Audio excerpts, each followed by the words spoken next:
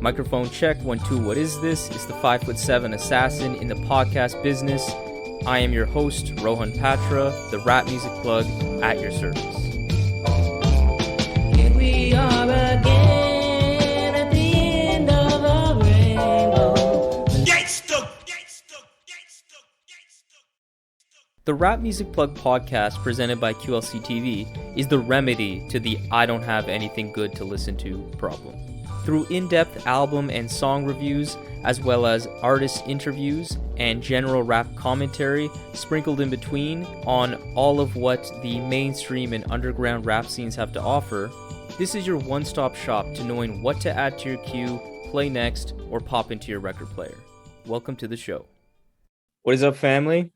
I'm joined today with a very special guest, Big Flowers, lyricist, producer, visual artist, currently living in Buffalo, New York, who recently dropped an incredibly heartwarming record, Big Smile, this past March, with collaborations with some of the most talented and like-minded artists in the game, Elucid, Ade Hakim, Pink Saifu, and many, many more. So welcome to the show, brother. I'm really excited to have you. Appreciate it. Likewise. I appreciate to be here. Life is life is life and life is life is all forever shit. I got a grand big smile. Yeah, you know I gotta win. If I gotta lane, I'm praying for it on your ankles. Thanks to those who push me to go harder, do better. I'm standing stuff out front. I'm screaming good morning, blowing kisses. I want to get right into the conception of Big Smile. So this record, for the most part, was spawned during the pandemic. So where has your mind been at this past year? I feel like it was probably a pretty formative year for many of us. Yeah, I mean, it's funny looking back because it's like you see, I see the seeds of it, what was there prior to having the name Big Smile. It was technically it was called Big Smile before the pandemic hit, and it was something that I've been planning on doing for a while, right? The seafood track was something September 2019. I think I said I was going to release it. And it's funny because I said I was going to release that track as a 2-song thing, and I was going to release it with the album art that I did for one of the cassette editions for Big Smile. And I don't know, it was just weird because it's damn, this feels like yesterday. And then I seen one of the mock-ups for the cassette that I did. I plan on releasing it again, probably mid 2020, something like that. And I had a set of songs that was on it. It was called Big Smile. It was that same album art, some differences, but I looked at the track list because I printed out a mock cassette cover for it, and then I printed out and I put it in a cassette with my old band's cassette in it. And I found it the other day, and my girl's like, "What's that?" And I was like, "Don't worry about it." You know what I mean? I'm looking at the track list. It's oh damn! I think maybe 2 of these songs ended up on the album. Oh really? Yeah, but it's and one of them was a bonus track, right? But at the end of the day, maybe 3, right? But at the end of the day, it was just there were so many tracks like that. There was the on the album, but yeah. Video is effectively the last track. And that was also just a testament to things that those tracks were there before the album was done, or a majority of the album was done. I don't know, some of those songs I started writing in 2017, 2018 on video, and it's they're still not done. Currently I'm working on something to put together a video 1080p. Just to stick with the metaphor of it, but just to kind of give that its deserved function, right? Because I put a lot of time into those songs, and it's it was fun. It was their because I didn't have like a lot of production on the album. I only had like one song, and I did want to have some sort of hand in that. And it was kind of like a sneaky, nobody's going to listen to this way of doing so, you know?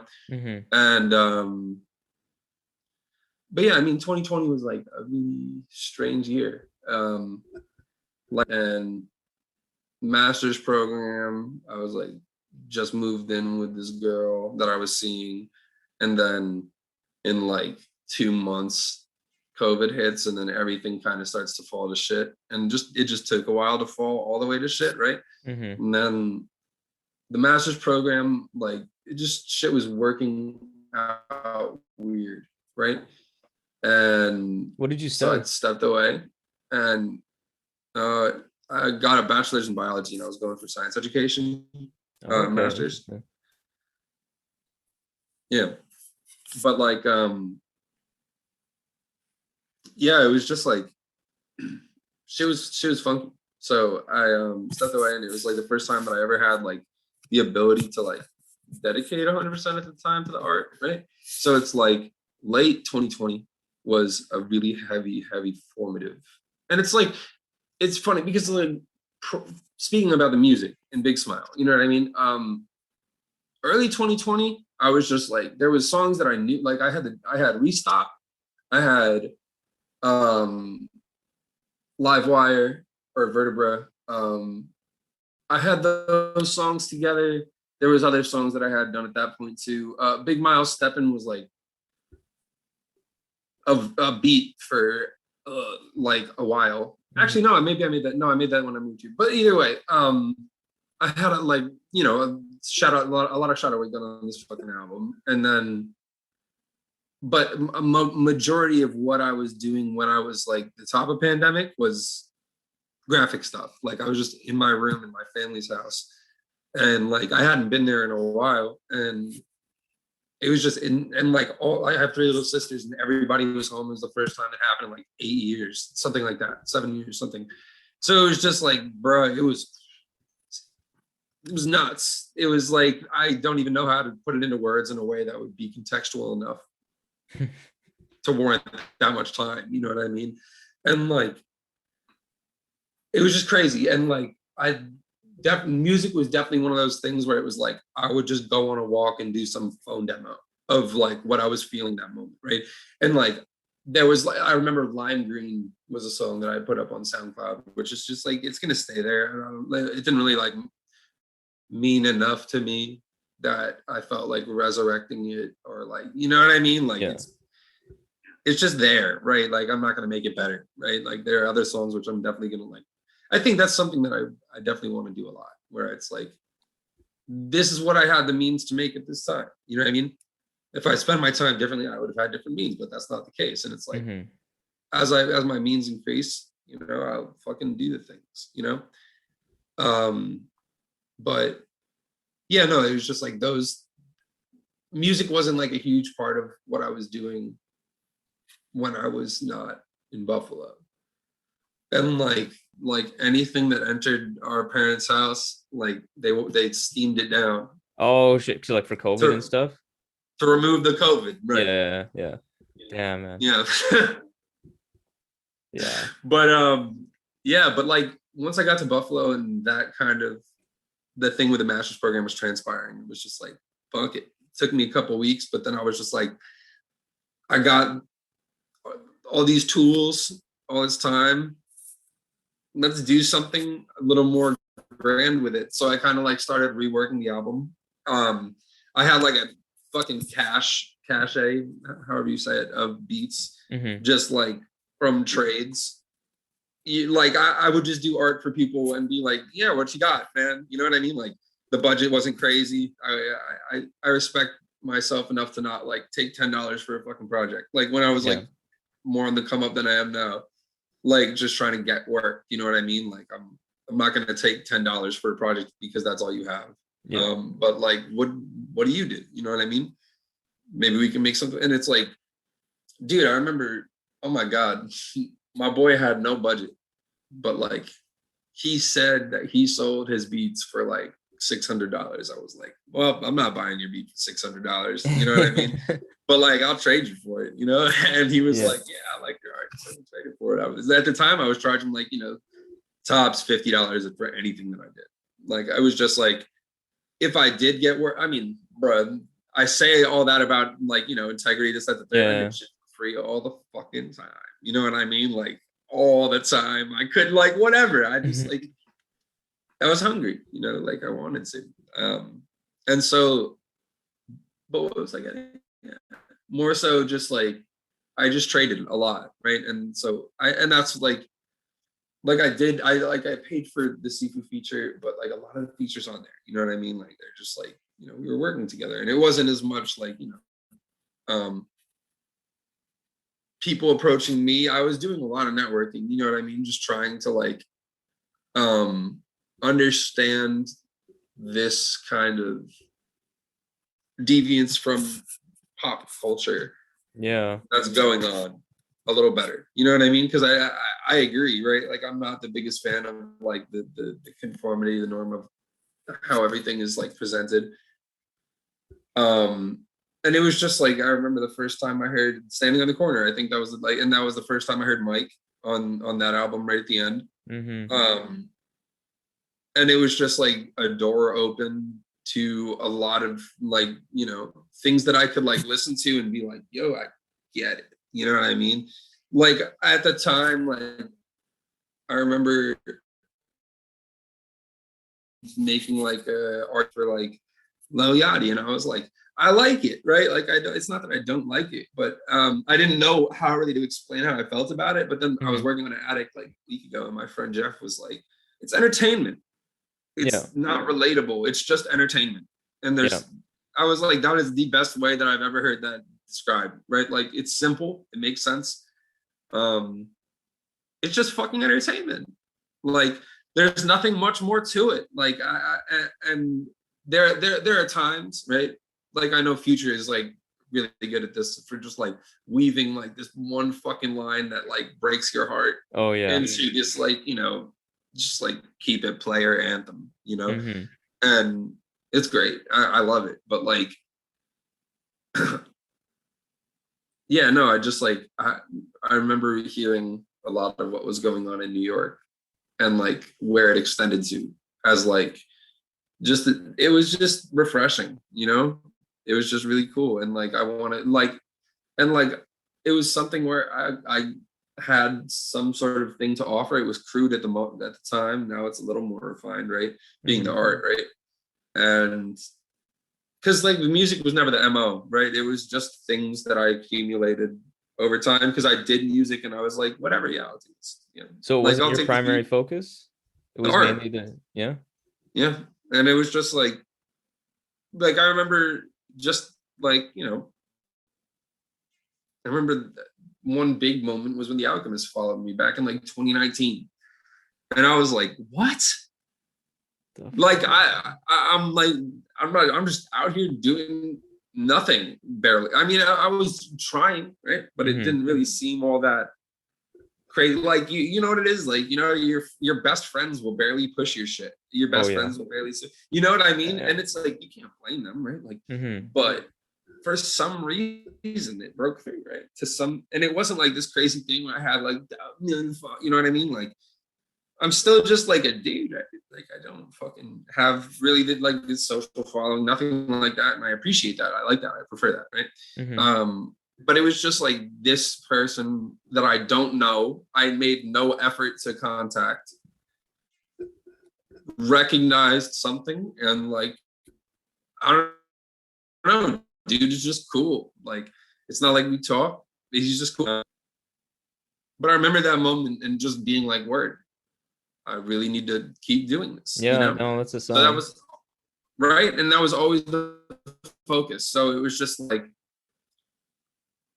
music was just there, you know what I mean? And I liked it. The lyricism helped me like filter out my thoughts and like have fun, play another game, you know what I mean? Being able to code your own take on the world in something that rhymes, you know what I mean? That and I think people can, I mean, if you if you reduce your own personal experience down to something that someone might be able to relate to, you know what I mean? They're very like personal things wrapped up into very impersonal sentences that people can take and then apply to their own things, right?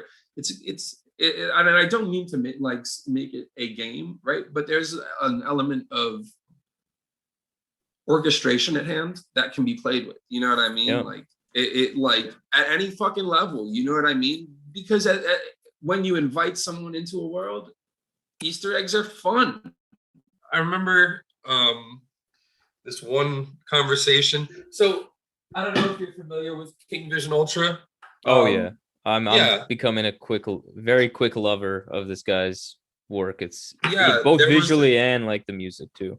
Dude, it's just every fucking level this dude does it. You know, like, dude, I don't know. He's a really cool, approachable dude. Tell him I sent you that, you know, like you just want to talk. Yeah, I've been talking to him a little bit via DMs from time to time. He's such a stand-up dude.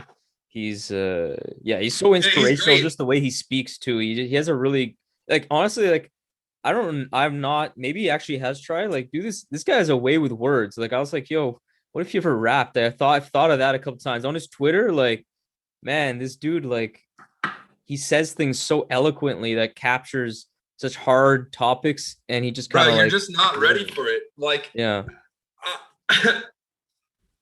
I'm working on something that he's involved with, and I'm gonna try and make it happen. I'm just not pulling any triggers yet, because I got him as a feature on Big Smile because, like, I knew he wasn't gonna rap for me. But I was like, you know, like, I'm gonna just like take a conversation and put it over a beat. Yeah. Because same thing. Like, I remember talking to him and talking to Willie Green for whatever amount of time that I did, right?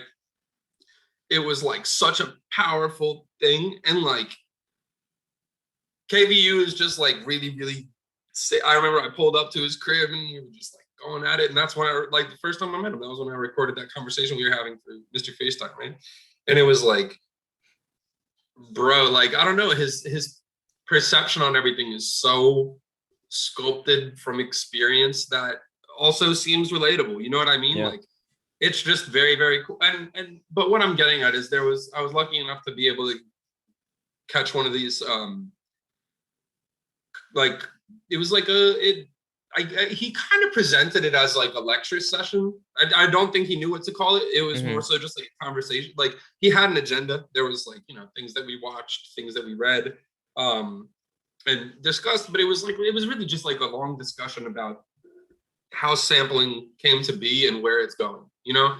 And I remember he spoke about world building this one time, and it's just like this fantastic concept that I've been kind of like enamored with since. And it's just like using every tool you have at hand to enhance the world, right? And it's like, even though some people may not get it, the people that are looking and that might get it, you know what I mean? You at that level, I feel like you play it like a game. Like, I'm not like I don't know, like, there are just certain little bars that are just like, if you get it, it's fun. You know what I mean? So fun. But if not, it still adds up to something, you know?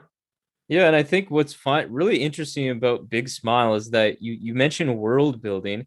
That was what actually struck me very much so about Big Smile, because people throw that term around, I feel, these days. You know, I'm all into world building. My music is this like thing. But you actually, I think, really achieved that with Big Smile, because like every musical decision, the blend of different sounds, and it's a very varied kind of tapestry of music. I think it gave me this like, it gave me this feeling like it was like a warm hug, if that makes sense. Yeah. And I think there's something unique, particular in how you did it, because unlike other albums where I could say something similar, you know, it's so warm, it's so inviting, is that often albums do one or maybe two things. Like, it's a really sad album, it's all about exploring that. But what I found interesting with Big Smile is that it's brilliant how you put kind of like the full spectrum of what life's experiences, emotions can give you. There's like moments of beautiful bliss, like the intro. There's moments of like confusion, sadness, and it kind of made me feel like you captured what life was. And so my question is, like, was this very therapeutic for you to make? Yeah. Felt like dude, it. the amount of times, like, the amount of times I pushed this record back is crazy. Like I think I mentioned already, like, you know, like it was supposed to come out as a 2-song thing, 2019. That was the first iteration of it, right? But like at a certain point, it became grand, right? And it became this thing that I was trying to approach, and I avoided releasing it, kind of like I avoided going to Smash tournaments, because it's like, bro, it's not good enough yet. You know what I mean? But then at the same time, bro, I be watching like tournament play for esports, right? Like mainly just Smash, right? Because it's like, I don't know, it's really competitive, right? And like people are really fucking good at this game, and it's cool to watch and be able to like go do it at home, right? But it's like, I know at the end of the day, I'm not going to be able to be one of these competitors, right? Unless I dedicate my whole life to it, which I'm not willing to do. You know what I mean? And it was like kind of the same song and dance with rap, right? It was like, I know that I can rap, but everyone can rap. You know what I mean? I like, anyone can fucking rap.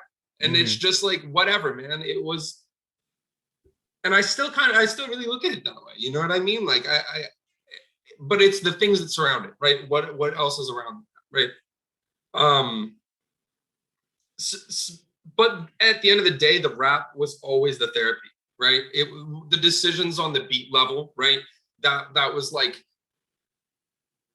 it's out of orbit to that, right? At the end of the day, the therapy was in writing words, right? Just putting them down, right? And a lot of the time, dude, like I'll like, because I've been doing music for like, I've been playing trumpet since I was like 9.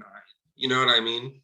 So it's like I've been just like in love with music for so long. Like I'll just like, so, but it's weird at the relationship I have with, and I don't know, just to me, but I'll throw a beat on, right?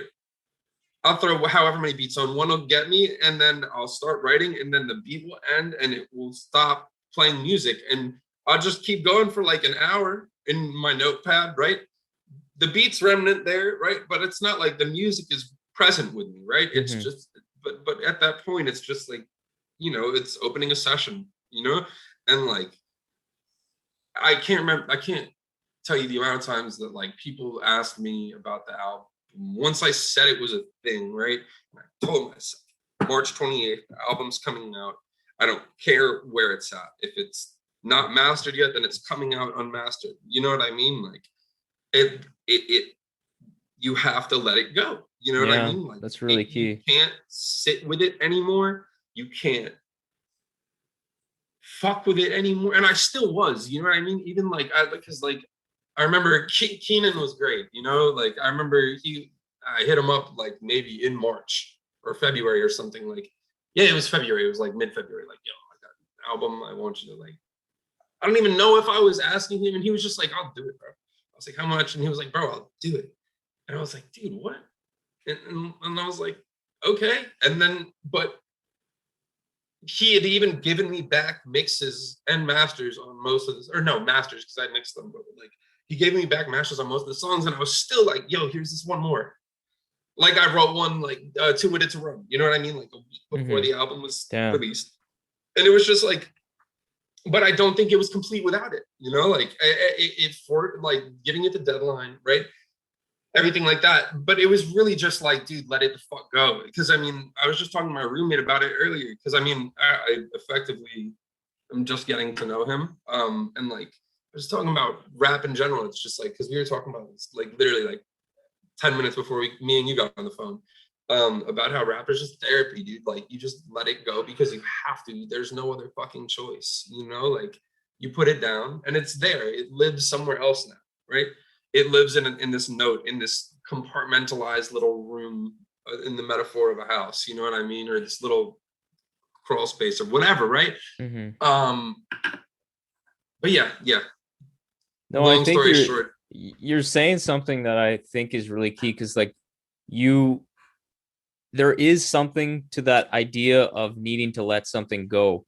And I think in a way, and maybe I need to think about this, like to maybe not be so literal about this, but if you have, like, if you're doing what you're doing, you're rapping, and it feels therapeutic, I don't feel like you've completed the process, or to really feel like, I don't feel like you've really accepted whatever you're saying. If your intention was to like, you know, make an album, release it, whatever, and you Right. don't do it, it's almost in a way like you're kind of still, there's something that you don't feel comfortable releasing. You don't want to show that side of you. And if that is the case, it's something like, it's not a shame thing, but it says something. If that was your intention and there's something stopping you, then yeah. I think it just comes back to the world building thing, right? Like if like in a video game, because I think that video games are like the best metaphor for world building, because it's like, bruh, when there's a good one, you can just sit in it. You can be there, right? But breaking the fourth wall is what I'm getting at, right? Like there, like in any fucking video game, the one that's coming to mind is Dragon Ball, like based like Japanese fighters, right? There's the 3D orientation. At any given point, the map ends, and there's like this weird force field that's not explained by any measures within the game, right? It's just a force field. And obviously it's just programming limitations. We don't have that technology yet to create, and I mean, we might now, blah, blah, blah. But all I'm getting at is just like, when you're in the world, there are things that are going to remind you that this is not real life.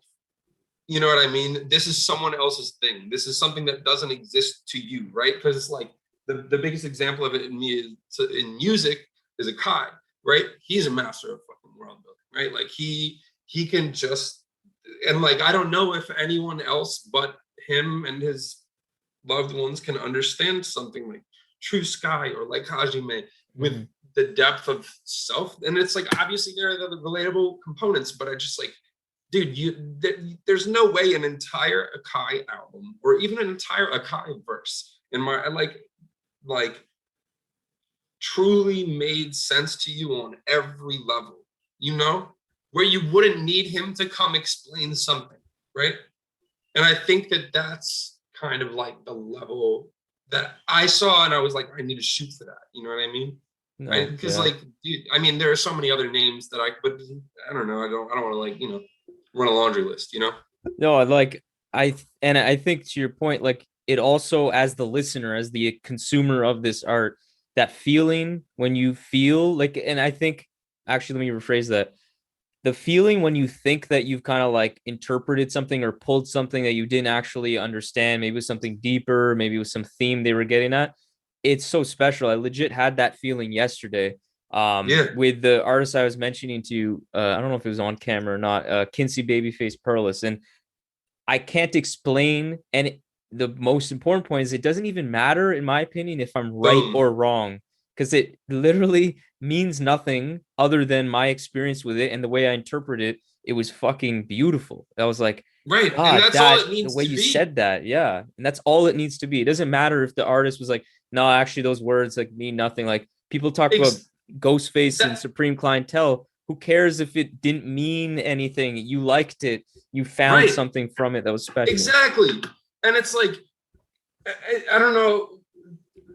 One of my favorite things in doing all this is like when a bar makes sense on a level I didn't mean. You know what I mean?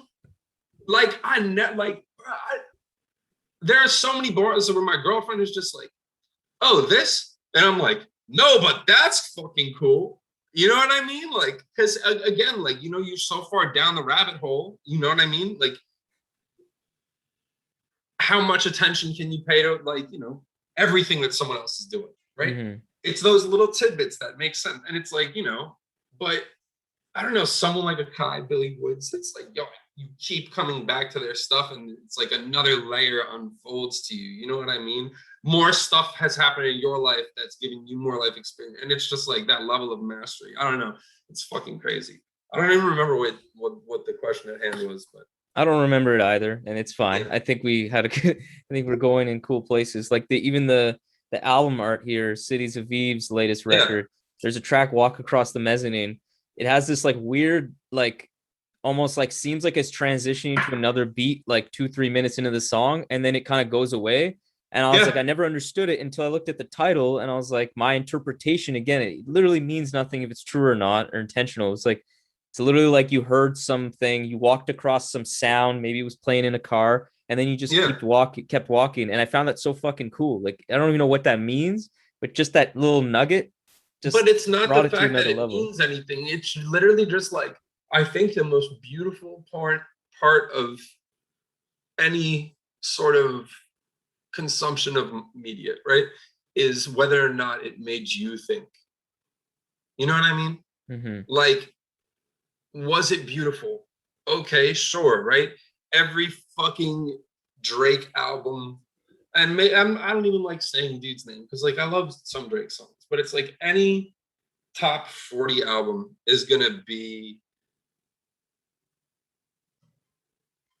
undeniably quality. You feel me? Like like beautiful, right? Yeah. Like the way that Aesthetically, and right? yeah. These people like that are making the music have been at this their entire life. Sonic design, you know what I mean? Like I look at Jay Words as like a huge sonic engineer. You know what I mean? Like imagine what it's gonna be like 20 years down the road. You know what I mean? And like Mike Dean, you know, like the amount, like I think Mike Dean is like the most unsung, and like the amount of time He's the unsung hero of Kanye's work. And it's I love just like, Kanye, but Mike Dean, man. right. And I think that's the better example, right? And it's like because he has been effectively commodified by pop, right? His sound being Travis Scott, Afterworld, I think being the most epitomous example of it. You know what I mean? Like, dude, just like Mike Dean is a commodified sound, right? Yeah. And like, what was I getting at, man? Fuck. You're saying like Drake's like these are kind of top 40 right. artists they have. It's like, effectively beautiful, right? Yeah. But is it human, right? Is it something that you can embrace, right? Like and that's what it is about Redburns that always fucking got me, because it's just so human. It breathes, you know what I mean? Like and I don't know, like it still makes sense. It will make sense. It never made sense, and you know what I mean? Like, and you're right about like I think this was said off camera, but like I think you said something effectively you haven't given it the time, and it's like, bro, like when you do it, just like paints something, you know, and it's not anything that like, bro, I can't listen to it in any sort of like routine living, you know what I mean? You can't throw on. There's one song that I wish I could just cue up, but it doesn't exist like that, right? It exists as two sides for a reason, right? Yeah. And because they're telling you. I remember in the culinary realm, and probably talked about this in damn near any time I've talked about music, right? It's just like you put it on the plate how you want it to be eaten, right? Like if you want it with the sauce on it, you put the sauce on it before the person gets it, you know? Yeah. You don't put the sauce on the side if you want it to be how you want it to be, right? Yeah. So I don't know, you just take that, right? Like and run with it, right? Like I feel like that made sense. That made so much sense to me. Right? Yeah, no, that made sense. Yeah, and like Yeah. I think what you're saying about the human element of it is like a big part of why I feel like this burgeoning movement of like, and there's not really a way to categorize it because the sounds and even the artists I would think are in this movement aren't even all traditionally what you call hip hop. Like there's Pink Saifu, there's people like King Vision Ultra, Amani, Kia, I think Liv. Slauson Malone. Slauson Malone is amazing too. Is like a really important part of what happened there, and a bit, you know, under the radar for. I mean, when speaking about that scene, I don't know. I mean, again, I don't really know right much about anything that goes on in there, right, or within that period of time. I only know what I've seen or heard, right? It's just like that dude, like listening to the sounds of other things that have happened. I look back at Slauson Malone records and I'm like, that idea seems to have been uncovered at least at this point, if not prior. You know what I mean? Yeah. Like, yeah, I don't know. Yeah, no, I feel you on that. Like there's other artists like Ade Hakim that felt like a pioneer to like, I feel like I keep finding pieces of like, he didn't feel like a pioneer, bro. He didn't feel like a pioneer. That dude was the pioneer of that sound. More, I mean, I think you look at Mike and like a few others. I think Akai is another one. And I don't want to run a laundry list. Like it just seems commodifying, right? But like what Ade did was just like, and I think that, you know, he'll say it, he deserves more flowers, you know? Mm-hmm. Yeah, totally. And I don't, I fucking hate that's a fucking phrase and I go by some sort of name. But like, yeah, dude, that was, I not in wasn't that thinking of way. that. You know what I mean? Yeah, yeah. Dude just deserves the most credit.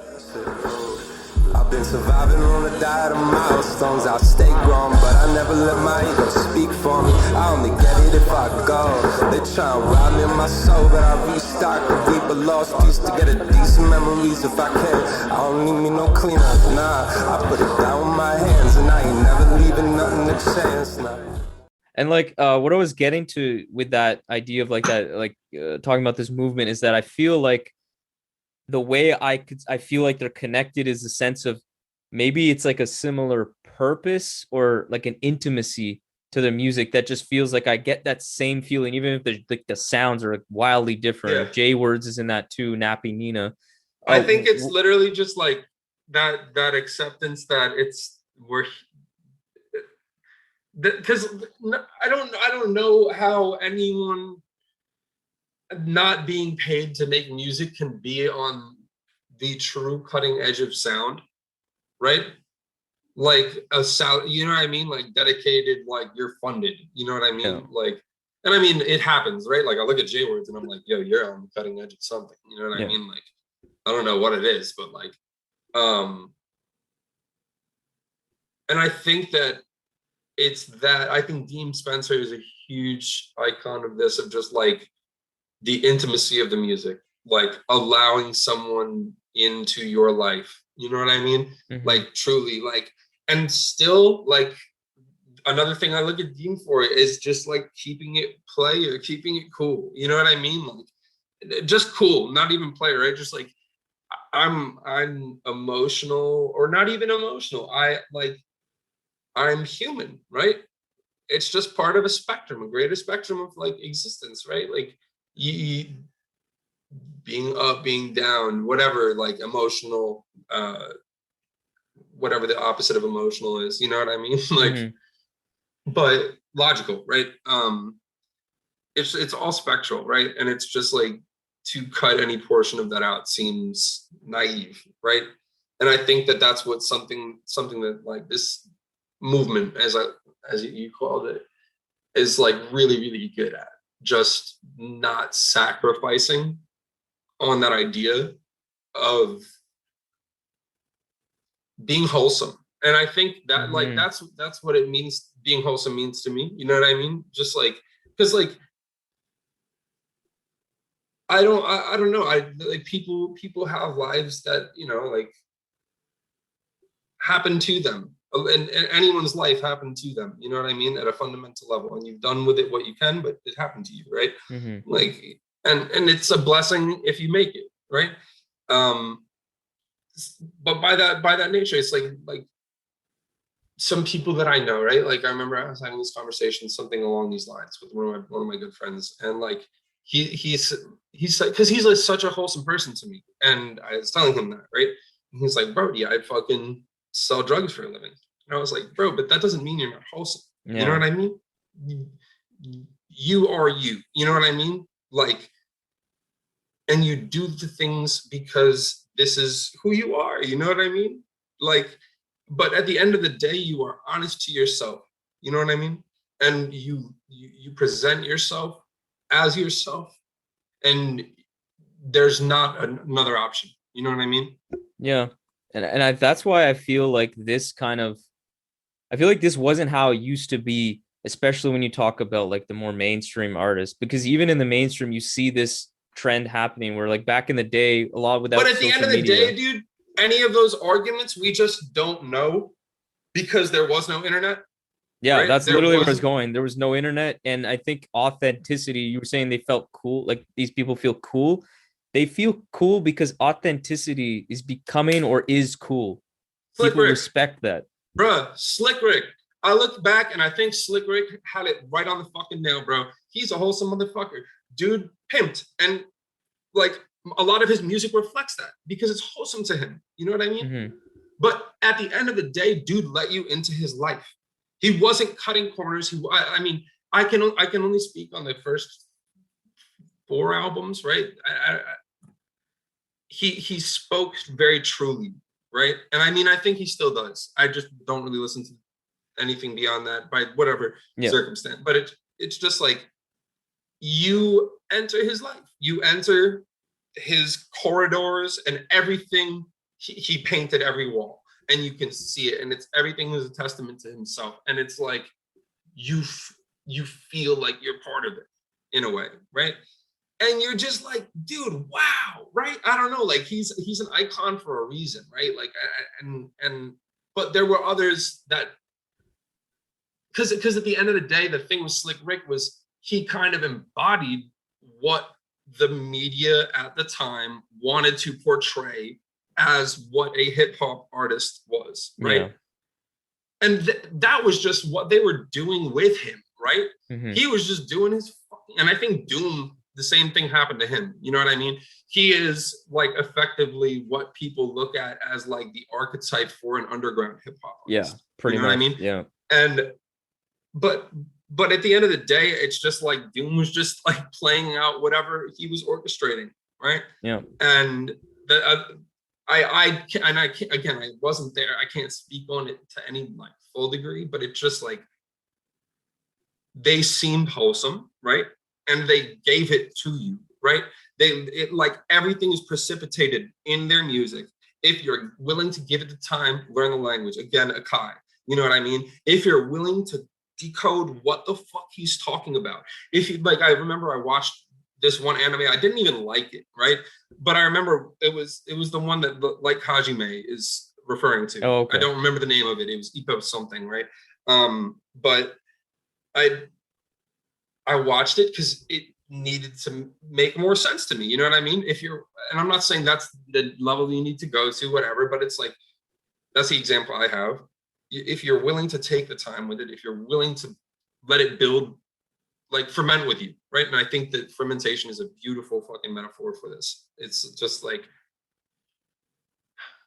it needs to sit for it to work, right? You can't force the album upon you. Like Hiding Places by Billy Woods. It's an album, like, I think I digested Brass effectively more, and it's way more recent than Hiding Places. But I just like, I don't know, Hiding Places just like, it was coded to me. And like, again, like More Life Experience, come back to it, it made way more sense like 3 weeks ago. And I was just like, oh shit. And I've been listening to that album nonstop, you know, because it makes more sense to me, you know? Yeah. But yeah, and again, it's just Woods, another example of someone who's very, very willing to just not even care that you're there, right? This is my world, right? Yeah. Like if you're watching, cool, but this is still going to be my world, even if you're not, right? Like, and I think again, like that's very big in that movement. Yeah, and you're saying something also about, like you were saying, like you watch that anime to try to get like a better understanding. You're saying like you don't need to necessarily do that, but I think that raises a really good point, because one of the commonalities of this movement is kind of the way music is being distributed, right? Like a lot of these artists you mentioned are heavily more into Bandcamp, not as reliant on the DSPs.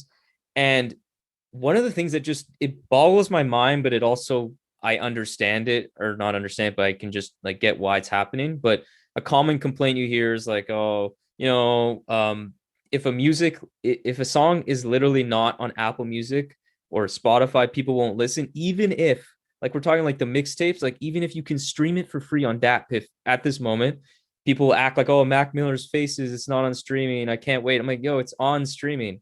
Or you can download for free and put it on your phone, and then you can stream it. And it's like, one of these things I'm trying to get at is that I find listeners either have never had it or have lost it. I don't really know which one it is, to this idea that like, as listeners, we contribute to the musical creation process and community by how we consume. And we can say, oh, there's no good music out, or we can do the work to actually seek it. And it's really easy to do it, by the way. It's not, you don't have to go read a million books. You can go online and do a Google search, go on Bandcamp, you'll find like fucking beautiful work. But I don't understand, and I want to get your thoughts on if you think it'll change or is evolving in a good direction. Like, what do we have to do, or what needs to happen for like listeners to understand that they have a role in this? Like, you can do a little bit of work and realize that an album that you thought was just okay is actually fucking amazing, and you just needed to do like cursory research into some of the subject matter. And I don't really know if it's getting better or worse. Like, I feel like maybe I'm biased when I think it's better because I've been getting more into this, or I actually feel like people are starting to be like, you know what? Yeah, purchase music that you like. This shouldn't be a outdated concept. It's like it leads to a real person here. Like, they can benefit and make more of what you like, you know, simple trade. As a musician, I think that, yes, you push the platform that gives the artist their what they're saying their work is worth, right? Like, I've seen dudes charge, I mean, Makami is the perfect example, right? $111, whatever, right? Yeah. You but to have the agency to do that, right? It opens the, to me, the, like, and this is non-speaking as a musician, just more so on the meta level, right? It opens up the conversation of the executive function on a social level of the musician, right? And like, and I, forgive me for coming off as like political, but I also don't feel like social organization should be inherently politicized, but whatever, right? It breaches this idea of communism, which is a pure concept, right? Yeah. But it's like, how much of the population can be dedicated to the generation, to the genesis of music, right? And the evolution of music, right? And I'm not saying that is the model, right? But that is the extreme on one end, right?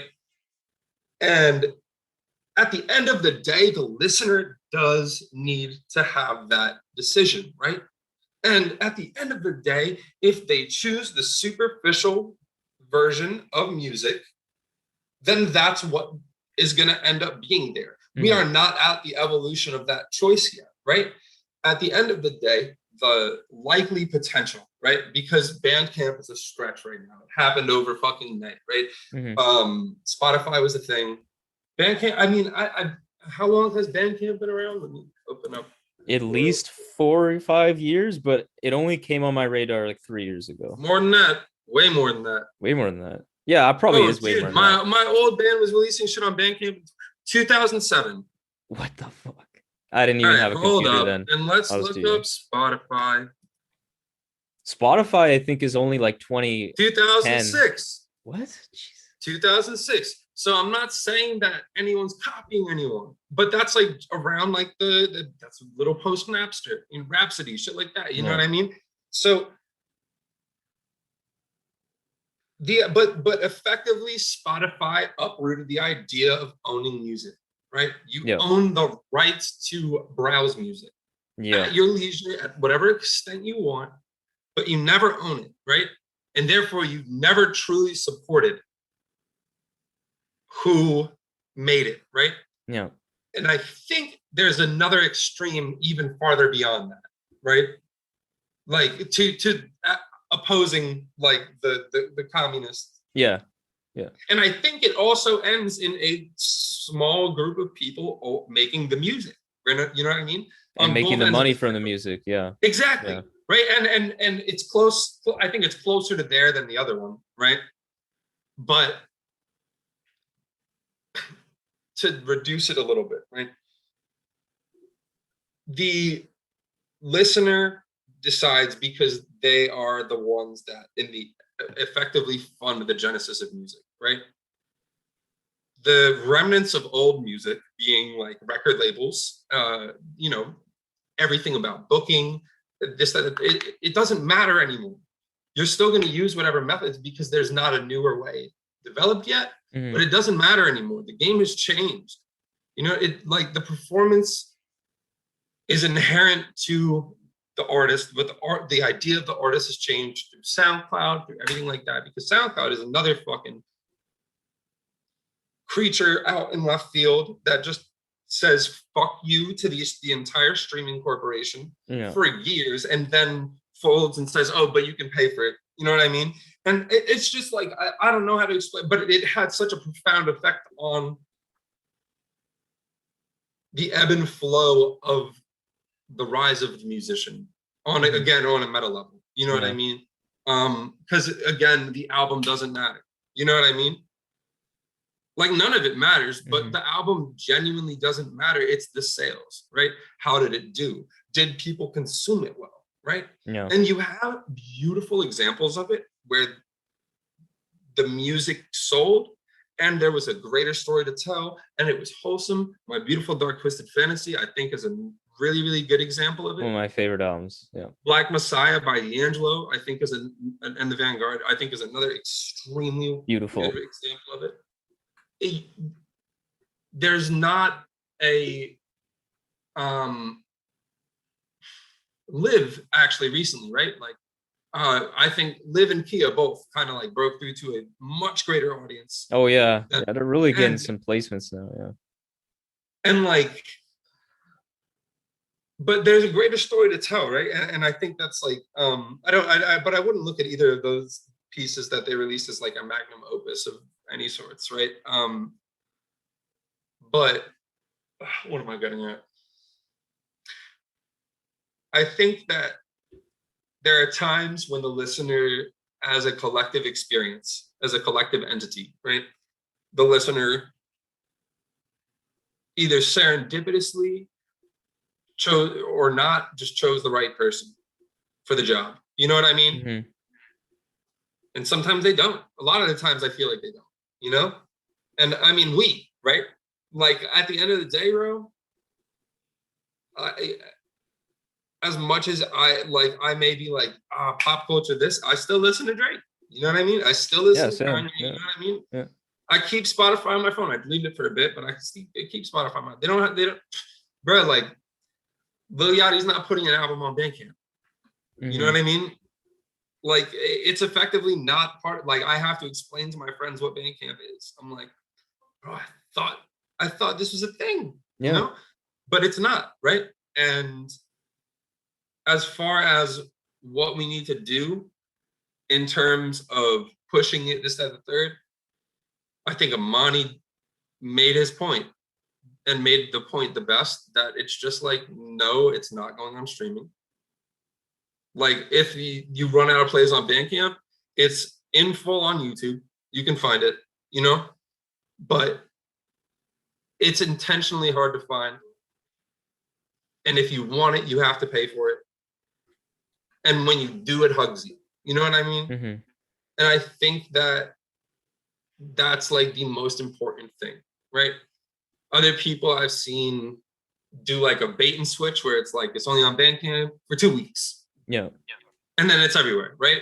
And it's like kind of, to me, like antithetical to the plot, but also get what you came here for. You know what I mean? Like, if you're in the position to make a living off of the music, bro, do it. You know what I mean? Yeah. Fucking do it. But like at the same time, I think that it's very noble of Amani because I think he is in the position to make money off the music, and he's effectively not doing so because of pride. Maybe he is. I don't know dude's pockets. You know what I mean? Yeah. But like, I think he pushes like whatever music we call very, very heavily, and it's like, I don't know, bro. I don't know. Yeah, but like at the end of the day, I think that as far as Bandcamp is concerned, and as far as what to do about the entire situation, is keep doing what we've been doing. Keep making Bandcamp exclusive albums. Keep being better at music. You know what I mean? And keep making better music and more of a reason for people to come over. Don't make it militant. Don't make it this thing where it's like, I'm only on Bandcamp because fuck streaming. Yeah. It's just like, I'm really not trying to do all that. You know? I'm not trying to sit here and like think about like, you know, I don't know. Spotify just had like, bro, Spotify, there's Spotify and then there's Spotify for artists, bro. One is all right. The other one is toxic as fuck. Yeah. You know? And it's like, I don't know, man. I don't really want to be concerned with it. Like, it's just, I just want it to be something where it's like, it's here. These are the terms and conditions. If you want it, here you go. You know what I mean? Like, And Bandcamp still lets you stream it for free, you know, for like 3 times or whatever, right? Yeah, that's a good amount of times for a lot of people. If you're not willing to buy it, especially, then I don't really know. I don't know of many albums where I've listened to it 3 times and didn't buy it. I either listened to it once and maybe it was like, all right, it's not for me. Exactly. Like, that's the thing where it's like 3 times is a good time. I'll be like, you know what? Yeah. Maybe I needed that 3rd time to convince me to purchase, but to buy, right. Yeah. And I think it's the magic number, bro. I think, like, you know, but at the end of the day, it's like the agency is there, right? Make more advocacy of it if you want more to see more. But it's like, if people aren't paying attention to it, you can't act upset or any differently, right? Just keep grinding and they might in the future, right? It's like, this is what society has said. And society speaks for all of us, right? Yeah, that last part it's tough to swallow sometimes, but it's very real. Hey, we some live wires. Get you live from the tape deck. Raw shit. Know what you doing. Cut the bullshit. Big boy said it best. Don't play with it. Grown man business. By the crib. One thing, if we go back to kind of shifting gears back to Big Smile here, one of the aspects as we talk about all these other artists is that your album, more than almost any album I've heard in a long time, shows like the wonders of collaboration. And my question is, like, how did you manage, because I think you did achieve this, but how did you manage to make the album feel very cohesive and like have a flow and not feel like a complete mess, because there's so many artists that are contributing to this work? I don't know. I don't know. I just like, because I wasn't gonna rap like anybody that was on my fucking beat. I wasn't gonna rap any, like, dude, I've been rapping for like 9 years, damn near. And I just like never released shit really, because like, I mean, I released shit in like 2019. That sounds nothing like Big Smile. And it's like, bro, I'm just trying to figure it out, right? But it's like, I stumbled upon whatever I'm doing now and I like it a lot. And I'm going to keep doing that. And if these people want to do that, I'm not going to tell them to do something that they don't want to do, or that's not in their corner, right? And it's like, bruh, honestly, it was crazy, because it's like, at the end of the day, I had a beat for that. Oh, like Jody, I think like Type is like the one that's like the farthest aside from whatever was central to the album, right? In terms of just like pure sonic traits, whatever. But the attributes, that's the word I was looking for. But it's like, you know, like there's a deeper meaning to it at a certain point, right? Like, I don't know when it happened, right? When it like really became Big Smile effectively. I said it one time in a bar. I honestly don't remember the first time, right? And then I was like, that's cool. I can, because I had chosen Big Flowers at that point or whatever, found me, whatever, I don't know. But like, I try not to romanticize any of this shit, but like, Big Smile became a thing. And it's like, I would be writing and I'd realize when I was saying something there, right? Because at the end of the day, it's therapy. And it was like, what I realized about Big Smile was, it's like, this is my whole fucking life. Yeah. This is the only chance I get to just say it all up to this fucking point. How am I trying to say that? And it's like, a lot of these people are people that I work with. Like Jody, I did some like ornamental composition for a few of his songs, right?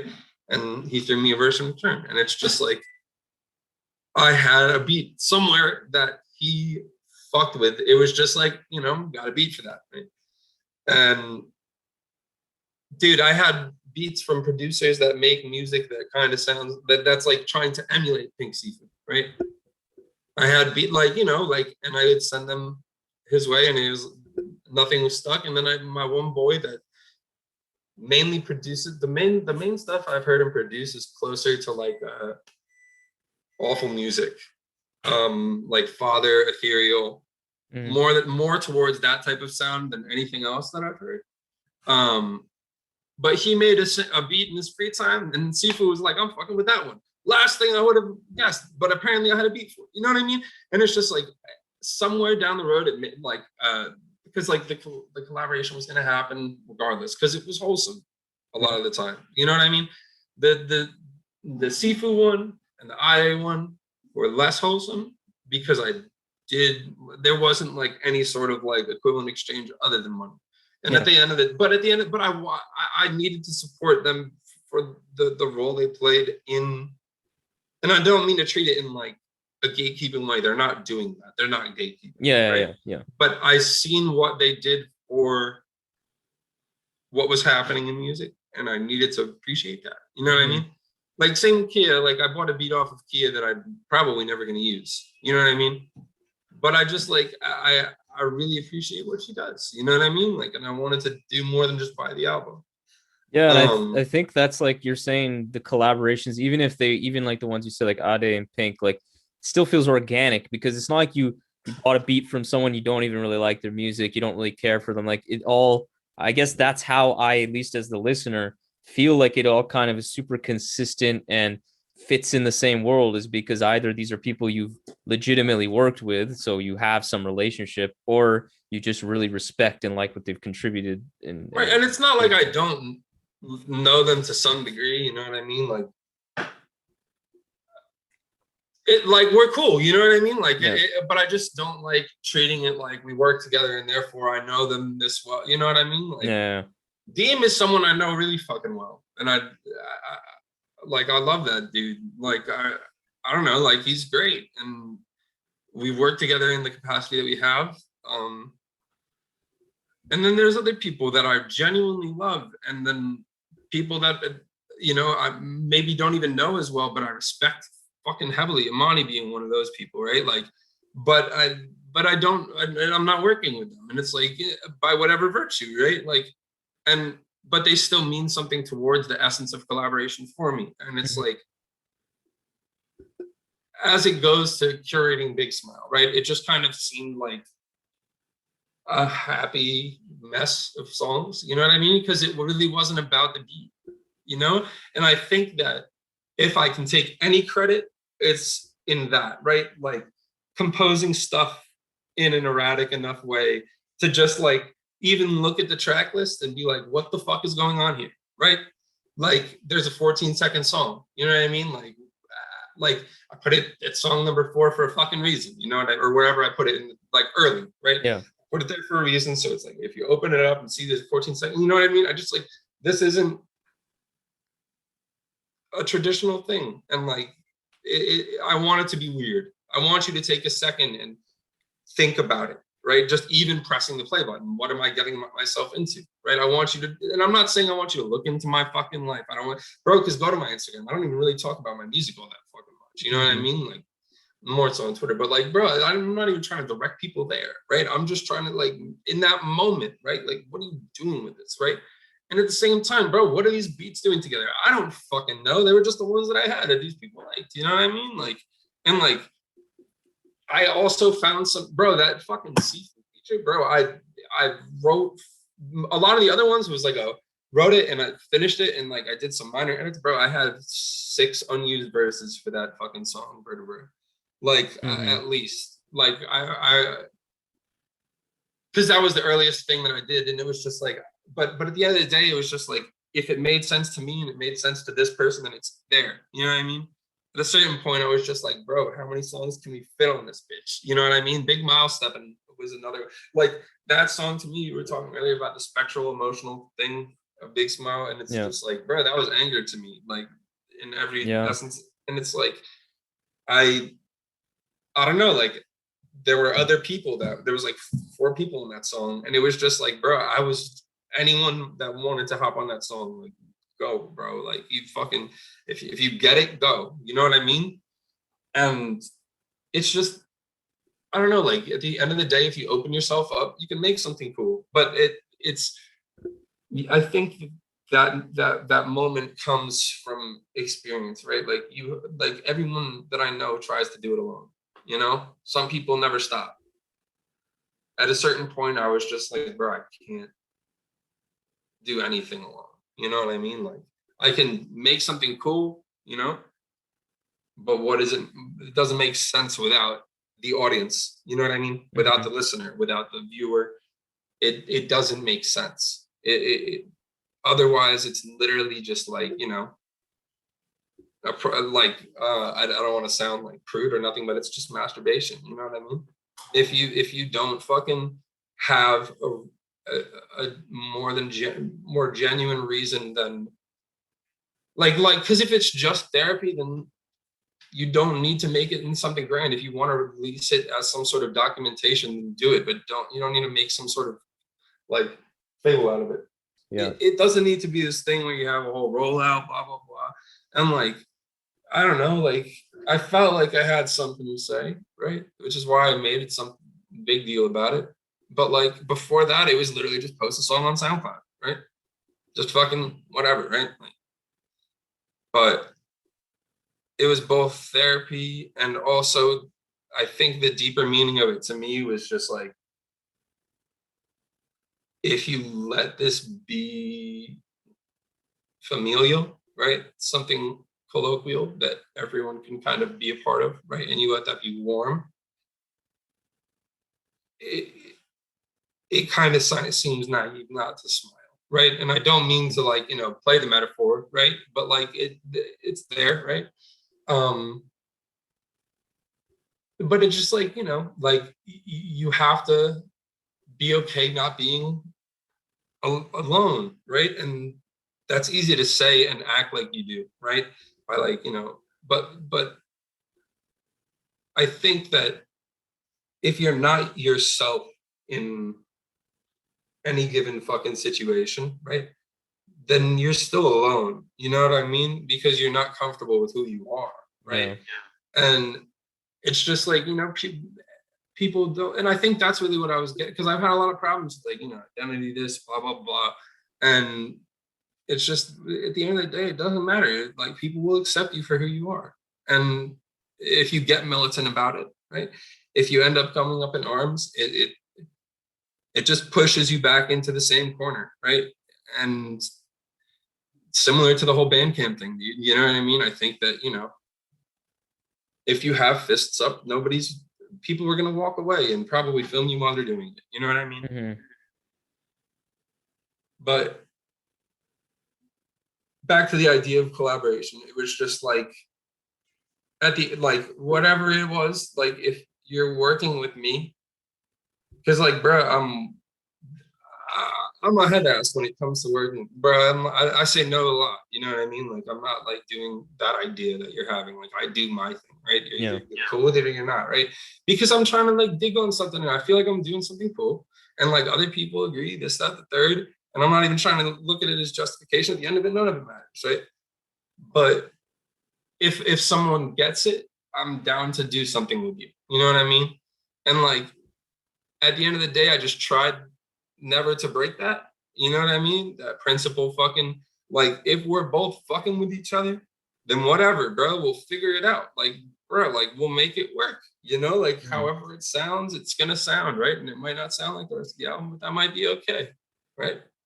Mm-hmm. And I don't know, man. It just like, and another thing like people like that won't like always ask me is like, why didn't you do art for the album? Because like, I don't know, I do art and I'm like, why the fuck would I do art for my album? Right? Like, and I did too. You know what I mean? Like, I did the physical design for one of them. And it's like, I don't know, people would, but that was just the cassette design. Fuck you. You know what I mean? Like, I worked on that. But it becomes something easy to blend when at the end of the day, you're all using, like, if we can use the metaphor of paint, right? Like, if everything is within the same meat, at the end of the day, if you can reduce it down to a certain common factor, being that they're all acrylic paints or all oil paints, they can be mixed. You know what I mean? Like, red and yellow might make a beautiful orange, but it might get weird if you start mixing different media, right? Like, like, I don't know, like, it's, if you can reduce it down to a fundamental level and have a common theme there, right?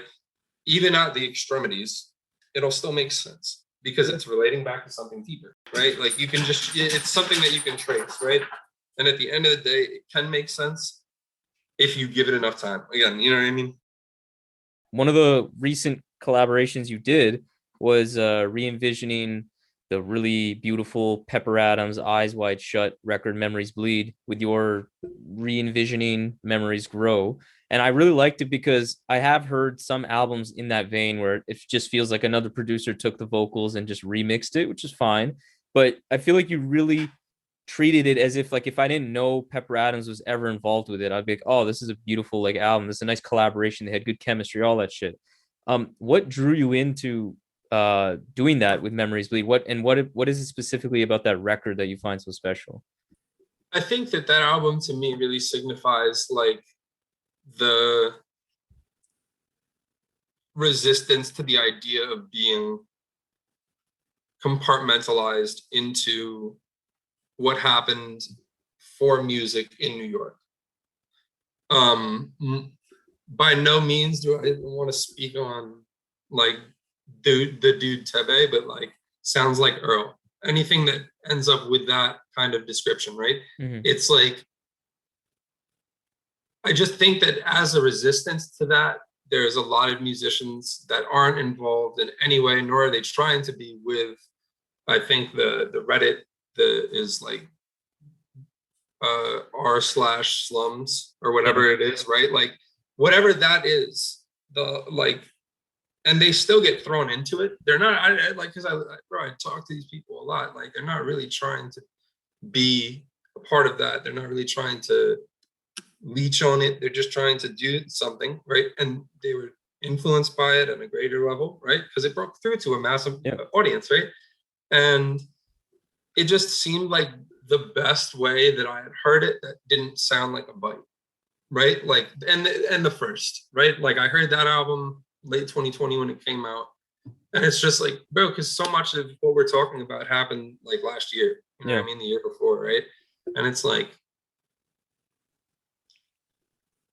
it just, I don't know, it seemed very, very beautiful to me. And then as I was listening to it, I realized there was some lore involved in my personal life where it was just like, the dude has the tag Knowledge of My Death on Instagram, and he had bought some beats from me like a couple months prior to when I heard his album. I didn't even know that he went by Eyes Wide Shut. I was listening to his music for a good couple months before I fucking seen he followed like some other account and like it said Knowledge of My Death in parentheses Eyes Wide. I was like, wait a second, you know what I mean? And then I realized I knew the dude, right? And then we ended up working together for a while, right? We both work in Tenpenny, and it's like a really cool organization that Pepper is kind of, I mean, it's not really like anything that serious. It's just like a really cool group of people. And we all like working together, and you know, it's cool. And I don't even think we all really make music that sounds all that similar. It's just, you know, like we like working together.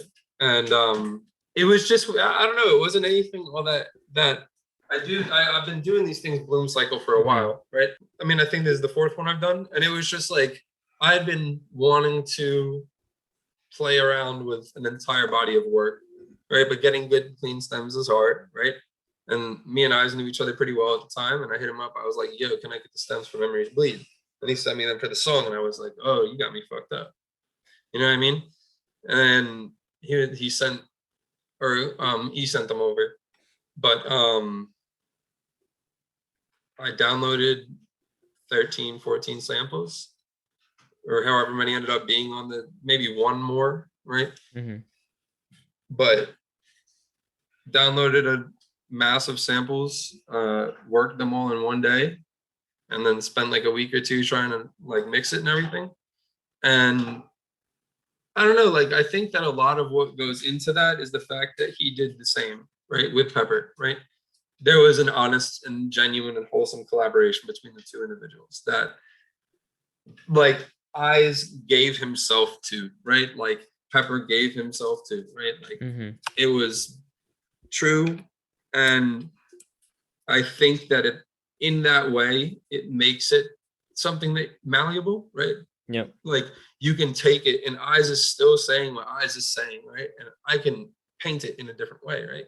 Mm-hmm. And we had talked about it, like the way that I envisioned the thing being, right? Like to me, it was kind of this birth and death of the idea of a memory, right? Like being attached to people, right? Just that third. And in every way, it was like intentionally like a statement against, but founded on the idea that it's necessary of memories bleed, right? Like it's like I love Pepper. I'm not trying to say like like that needed to exist for this to exist. You know what I mean? Yeah. And I needed to have zero part in it prior to Memories Grow being a thing. You know what I mean? But it really was like, I don't even think Pepper knew it happened until afterwards. You know what I mean? Okay. I mean, before we posted it and everything, right? But after it was done, you know what I mean? I just thought I sent a 10-penny group chat, and he was like, "Oh, word, this is a thing," you know. But we, I don't know. It was just like, it was something that I wanted to do something with the Bloom Cycle thing. I wanted to make beats, and that's like the way that I like to do it, because it's like, as opposed to trying to be like, yo, I produce this, that, the third. That's a lot of energy, and I'd really rather use it on the art, right? Yeah. So when I do make a lot of beats, I'm gonna do something like that with it. I'm gonna flip every single one of them and present it as that, right? But that's my example of my production. You know what I mean? Like, I'm not gonna send a fucking sample pack. I don't have one. You know what I mean? I'll make beats for you. You know? Yeah. I'll fucking you know, like, but it's there, right? And this was just like, you know, a really fun way to do it, right? Like, he would like, and the other cool thing that I think came across about it was that you can do things with a little more liberty as a producer once it's at that point. Like, I don't think this album, like, you can do this like a from scratch thing. Like, you can't, like, and I'm not trying to give it any hype like that. It's just like, it wouldn't make sense to you unless you were trying to like produce an entire album without letting the rapper know that you wanted to do it, right? Because it needs to be double blind at some point, right? Or a blind experiment at some point, right? Otherwise, it's like you taint the product with the idea of it being intentional, because I think a lot of it comes from not being intentional, right? Yeah, exactly. There are so many things where I was just like, bro, that doesn't sound like it's supposed to. And I was like, my fault, bro. I'm not changing it. You know what I mean? Like, it's just like, I don't know, like, you let me, like, and it was never like any smoke or anything. It was just like, you know, like, doesn't sound like you meant to, but like, we're outside of that now. That exists over there. You know what I mean? Like, yeah, it's another re-envisioning, literally another vision of these lyrics on, because it doesn't just mean it's a different aesthetic, it's a different idea. And flow. The words still make sense. You know what I mean? Yeah. Sometimes you might be able to tell it definitely wasn't made for that beat. You know what I mean? But like, it allows me to kind of stretch what I find falling within the idea of a beat. You know what I mean? Like, I just think it did a good, it's a nice way to exercise what I consider a beat. You know what I mean? Like, because like the idea of loops, and I know there's been some sort of discourse about like looping and producing being different. If loops are considered a beat, it's the same thing repeated. That's a very common thing that's been happening these days. It was a fun way to play, you know. And I don't think it's something that I could do as like a project where I'm like, hey, yo, let's make an album together, right? It's just something like, I don't know, like, I know there are other albums that I found and I'm like, yo, this is cool, right? Like, I think you really did a good job of it. And I've talked to people about being like, okay with me dealing with their stems. Some people aren't cool with it. Taking their stems and just like doing an entire new thing. Like, that's their product and they want to do with it what they want, you know? Yeah. But if someone's willing to let me do it, the only way that I would ever treat it is wholesome, because it's like, that's like, I look at it the same way as I would my own album. Like, I put a lot of fucking time into that, you know? And it's like, although I did it quick, I put a lot of time into making beats. You know what I mean? I put like a lot of work in to where it's like, when I had something like wholesome to work with, I knew what to do with it. You know what I mean? You can do it quickly. Yeah. Like, like I look at like cooking a lot. Like you get a really nice piece of fish, either you know what to do with it or you don't. You know what I mean? Mm-hmm. Like it's gonna go bad before you learn how to treat it right. You know? Yeah. Just to witness my forgiveness of self, even with stealth, I've been packing my big smile. It's 2020 to the bell's toll, I'ma roll up to the function, bow L's tucked under the brim like I'm plotting to lose in the series sweep. Had a taste of what comes after the end and it's very sweet, no honey, no funny. One of the other things that we've touched on a bit as we've been talking is like your visual design work. So couple examples for those unaware. You did, and you are like, well, I guess you did it, and it's, you can see it now. The I don't know how to say his name. Cinema Sai. Yeah, Cinema Sai's Cine Reels podcast. Like you did the kind of clip art video design that goes with all of his episodes. It's really cool, really unique design. And you also did the God's Feet promo clip that was used for Haram, that was released a few days before the album. That was gorgeous. I was like, holy shit. I'm not even, because the timeline of that was, a couple days before. I don't think I even heard your music. I didn't think I had listened to the album before. Haram came out. It was March 26th, right? Yeah, two days before Big Smile, and it wasn't planned like that. Like I told myself that was my birthday. You know what I mean? Never releasing an album on my birthday again. But like I told myself that was like the deadline. If it's not out by then, it's coming out then. You know. Mm-hmm. So, and then Elucid talked to me about that. Yeah. So anyways, it was really, really great. And it was just funny timing there. As well as, don't know if it'll be with this episode, depending on timing, but you are also helping me with some work here. So I hope you're seeing it in that nice, beautiful view. We will see, but that's really something I'm excited for. Could you speak about what makes, I think, your visual work so unique? And you actually mentioned something I didn't know when we were talking today, is that you have a degree in biology, and that kind of explains a lot now. Because like even when I talked to you off camera, and you're mentioning things about flowers, and I was like, okay, cool, that's your name, like I get it. But I was like, you know a lot about this stuff. You mentioned a couple words today where I'm like, oh, that's a very scientific way of putting it. Fermentation. I was like, that explains a lot. But yeah, what makes it so special to you? It's a big part of the metaphor. I don't know.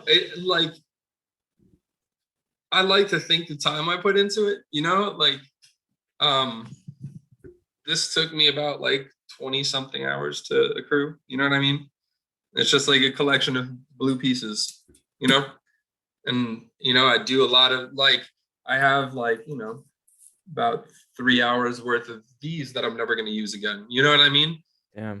It's just like, I don't know, but I don't know. I really don't like talking about myself like this, but like, if I can say anything, it's that like,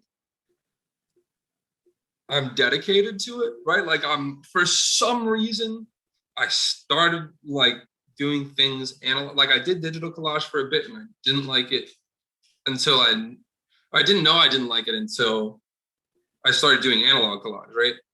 And then when I found that, I was like, this is it.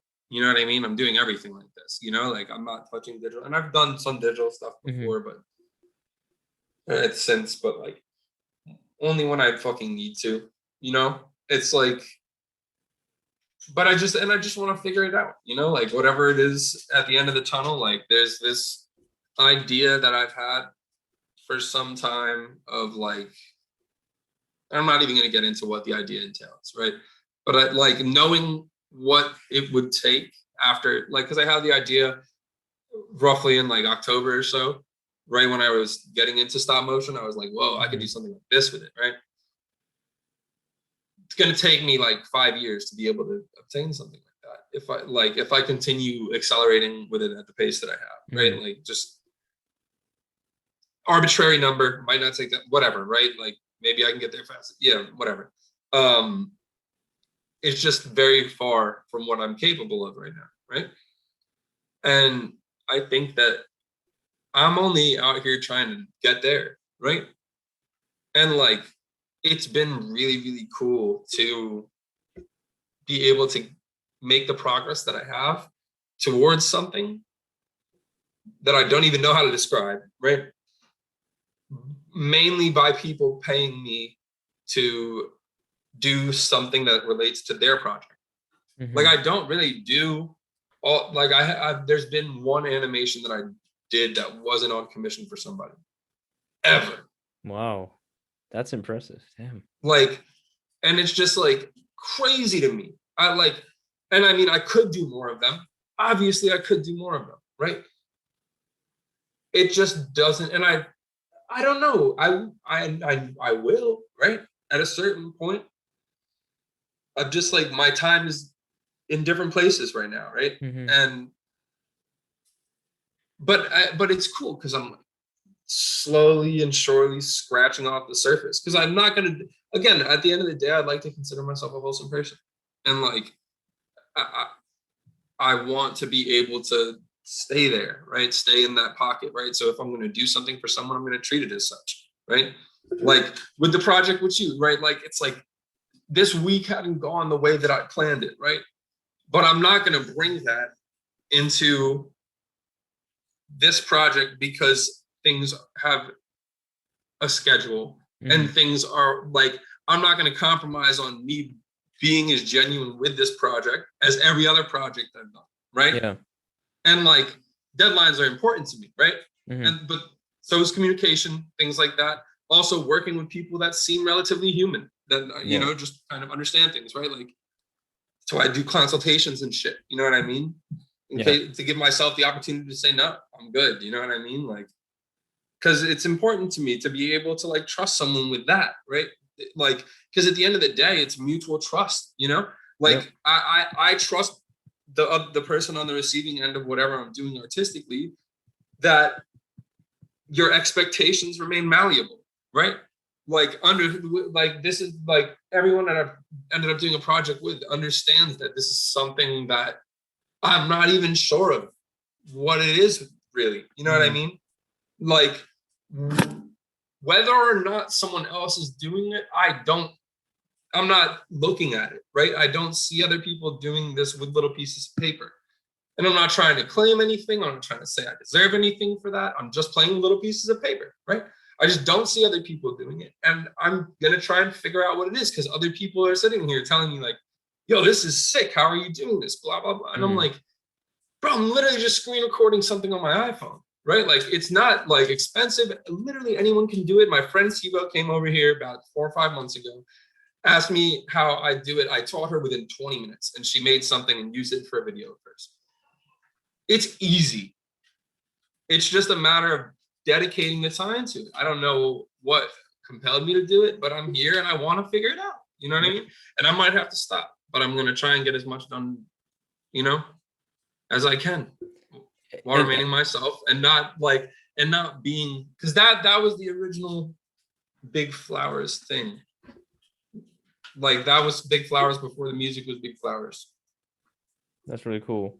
That's really interesting. And the like the fact that I know you're starting to get a lot of like praise and all that, a lot of people like actually paying for the great visual work you're doing, and then obviously Big Smile, which I'll speak for myself, but I think from what I understand, it's gotten quite a positive reaction, to say the least.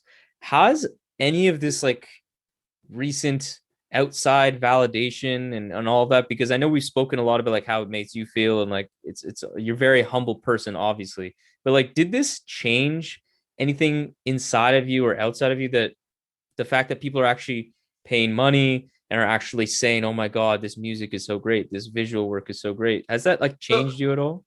The visual work, it took me a little while, but at a certain point it was just like that had me a while ago. Like I changed from that a while ago. That taught me how to take pride in the thing that I do. That taught me how to like give integrity to my craft where it was lacking in the music. And it was necessary for my music, right? Like the development of that. But that happened a while ago. I have my inherent problems with the music industry, so I don't really want to let that happen to me. And I mean, it is what you make it, right? Like, And so therefore, like, yeah, and like, to answer your question, yes, but temporarily, like, I'm telling myself, like, until Big Smile hits a year, I'm just gonna go crazy with the music and then just take my time with it. Like, do it like I have been doing it, right? I'm being very intentional with it right now. And I think it's gonna have like a different effect. I don't know if people are gonna like it. I don't know, right? But like, I'm letting myself be a musician first this year.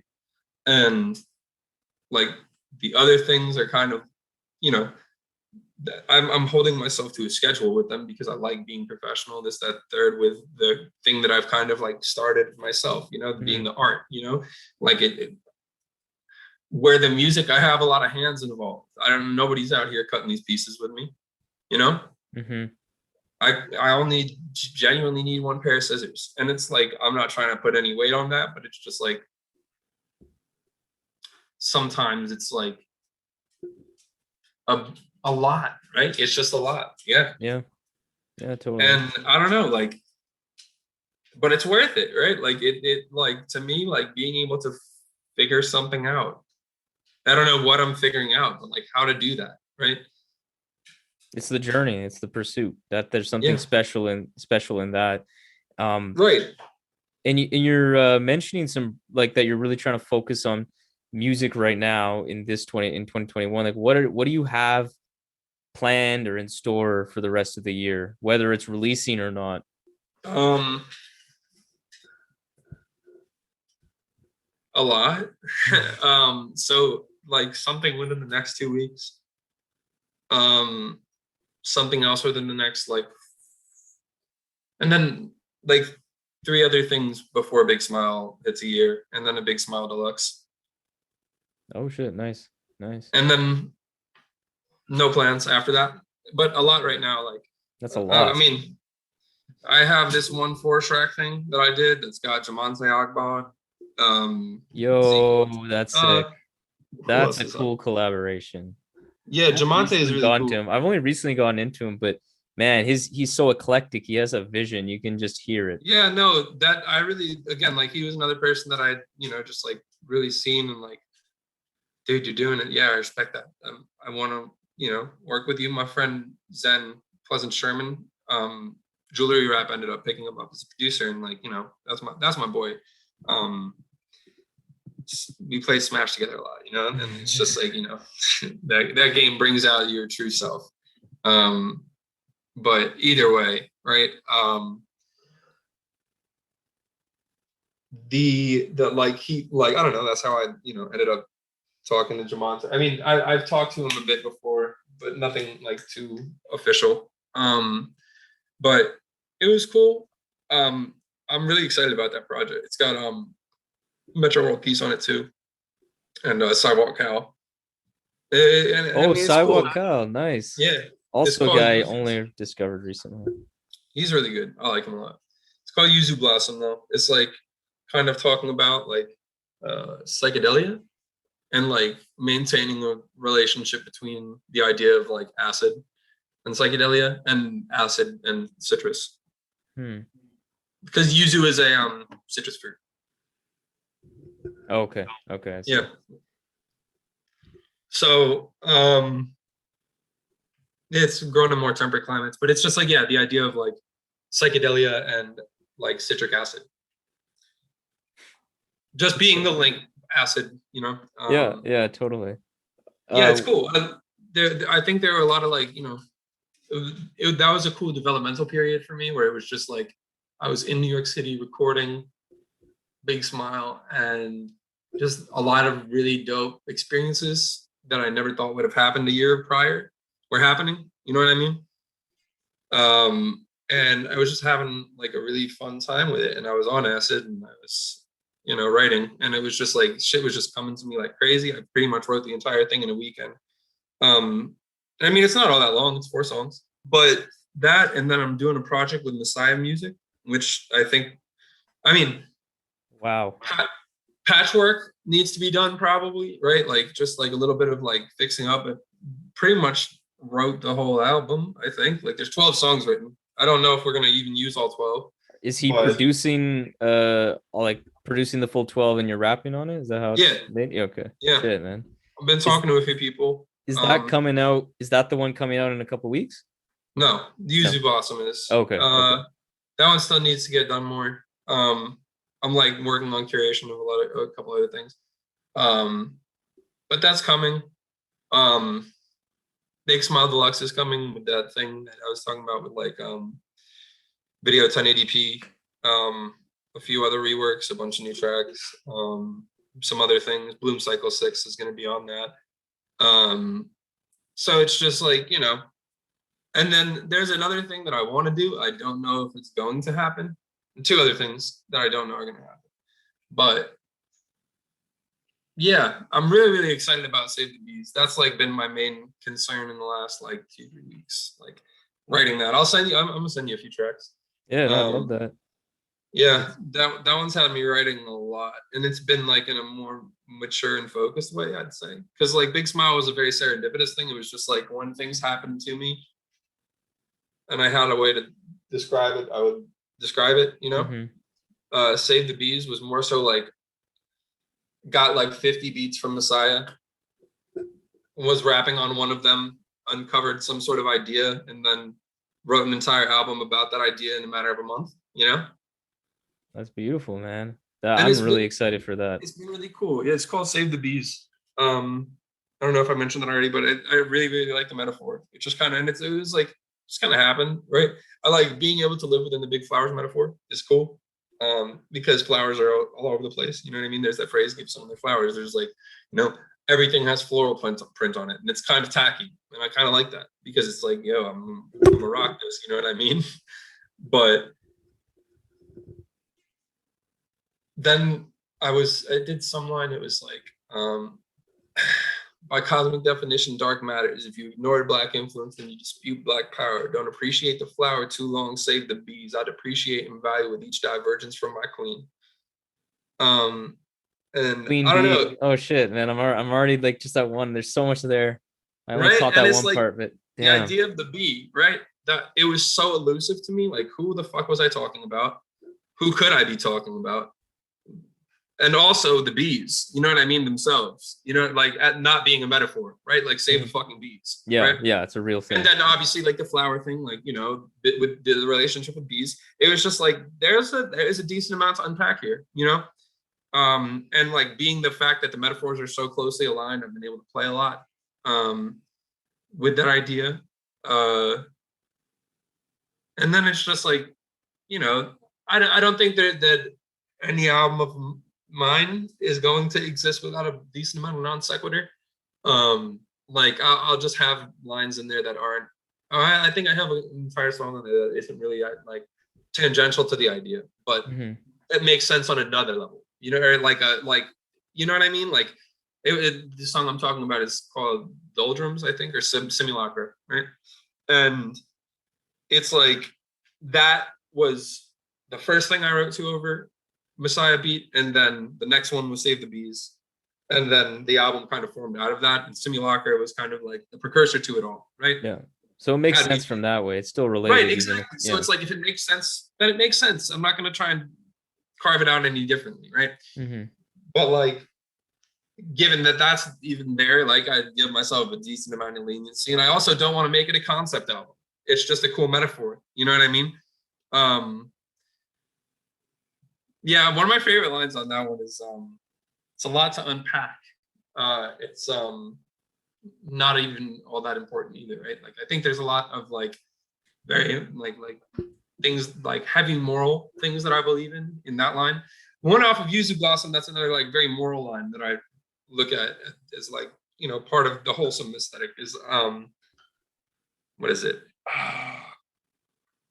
Got whatever play I earned on my own. It ain't much but comfort to cuddle up with when I die alone. I'll be the little spoon, submit my masculinity to full moons. I don't see how we can litter in these metal ruins. And like that to me kind of wraps up the whole gender identity thing. Yeah, like I catch that. It's a lot of and again, it's a lot to unpack, right? But like there are those type of lines, and then I think they're always going to be balanced out by like type of line. Like they were all over Big Smile, but like this one line off of Save the Bees is like,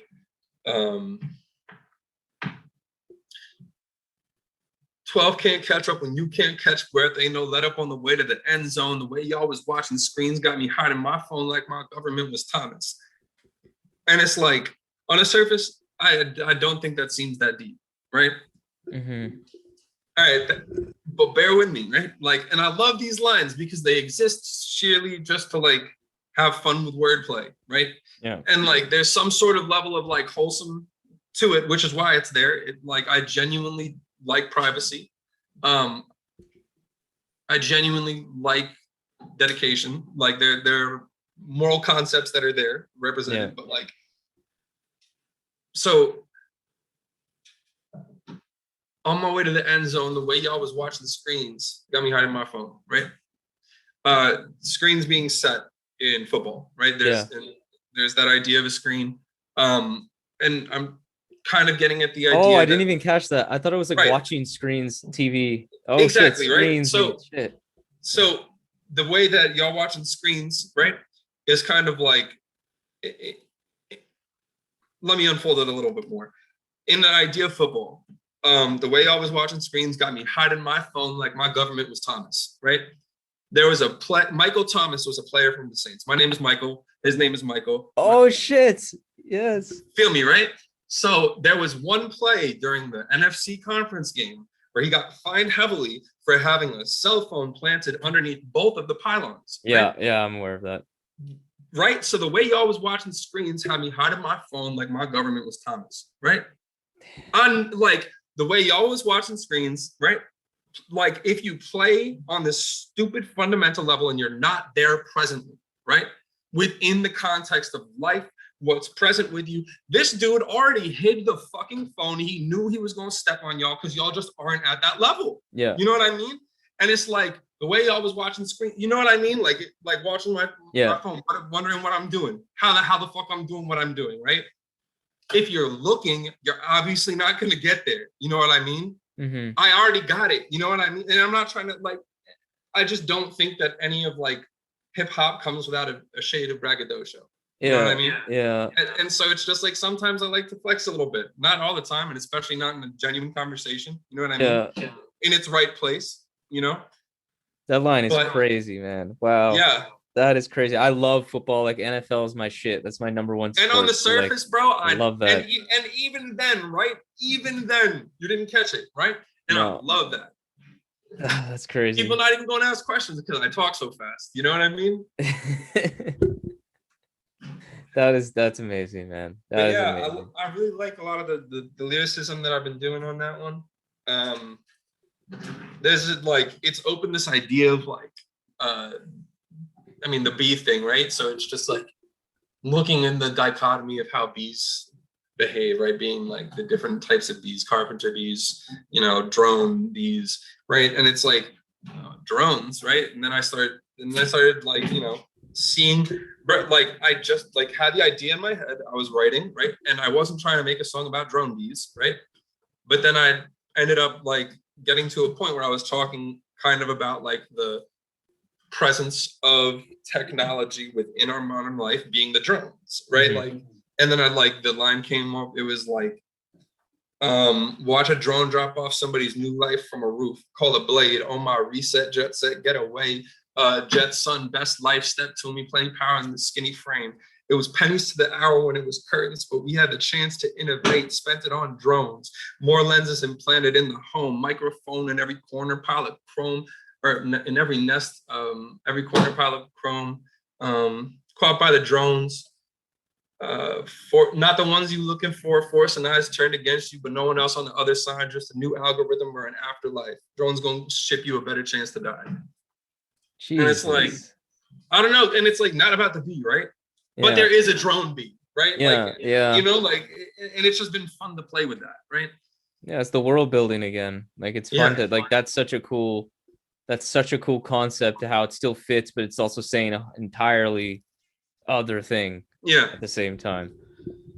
Wow. Yeah, I'm really excited for this record, man. I'm really excited for this record. For it. I'm absolutely psyched for that. Very like it's still being like, you know, fleshed out, but King Vision Ultra is being like going to be involved in that record on the mixing and mastering level. and hopefully some sort of secondary sampling, because I think he's brilliant at understanding an idea, finding a sample that it elaborates on that idea, of someone like speaking or conversational stuff. You know what I mean? He did it all over Unknown Infinite. The conversational stuff is eerie. It adds like Bro, a million layers to it. All KVU, and I'm sure Imani had some say in it, but it's just like, dude is a genius with that. And it's just like, to have him interested in working on a record is same with Messiah. It's just like, that dude, right? Like, who hasn't he worked with on that level of just legends? You know what I mean? So it's cool. I hope to. Me and Chaz Lucid spoke a little bit about working together on another song. It was like, to me, the idea of working with people twice, it's not like something I shy from, right? But it also just like, if it makes sense, again, you know what I mean? Mm-hmm. Like, if it made sense once, let's not stretch it for no reason, right? But then Messiah sent me a track. He was like, yo, Lucid was shopping for this one at one point. I know y'all like each other's music, blah, blah, blah. If you want to, I was like, damn, I do like this one. I wrote it. Mm-hmm. That's the beat for drones. So hopefully he's going to be involved in that. But it's, I don't know, again, it's like coming together, right? Hopefully September, October. Dope. Before March, definitely. Like, again, like, I'm giving myself March 28th, 2022 as my hard deadline for everything that I'm working on right now. So if it doesn't come out before then, you can expect it on March 28th. You know what I mean? No, yeah. No, I like that. I like the concreteness. I like that. Man, this has been a phenomenal conversation. Thank you so much for being so really open and going into a lot of different places. And I really appreciate all the insight and just your perspectives. Definitely anybody listening, go check out Big Smile and check out all of your stuff. It'll be in the descriptions for like all your visual work and everything like that. And Save the Bees in particular, I'm super psyched for, but all the other stuff you're going for, I'm psyched. So thank you again for your time. It was very cool. All right, man. Peace. Say big smile way I feel your energy. Big smile way I feel your energy. Big smile, big smile way I feel your energy.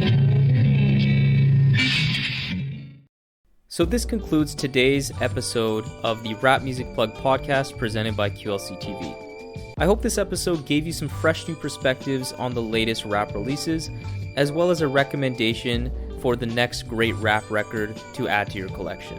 If you're an artist looking to level up your career, getting more gigs, album sales, merch sales, whatever it may be, I would love to help you with that by providing you artist development and writing services. So if you're interested, contact me via email at qlctv.podcast@gmail.com or hit me up via Twitter or Instagram at Rohview, ROHVIEW. I would be honored to lend my expertise and help you grow your career as an artist. And also for regular rap fans that just want to hear more quality commentary on the genre, follow me on Twitter and Instagram as well. For exclusive content and updates related to the show, follow the Rap Music Plug podcast on Facebook to help the show grow and ensure that everyone's listening to the best rap music at all times. Follow the show on the podcast platform of your choice. Make sure you leave a review and rating on Apple Podcasts so that the show can be spotlighted by that wonderful algorithm and be exposed to more people. You can find all of this information along with exclusive playlists created by myself by clicking the link that's in the episode's notes. So that's all for today. Talk to you soon.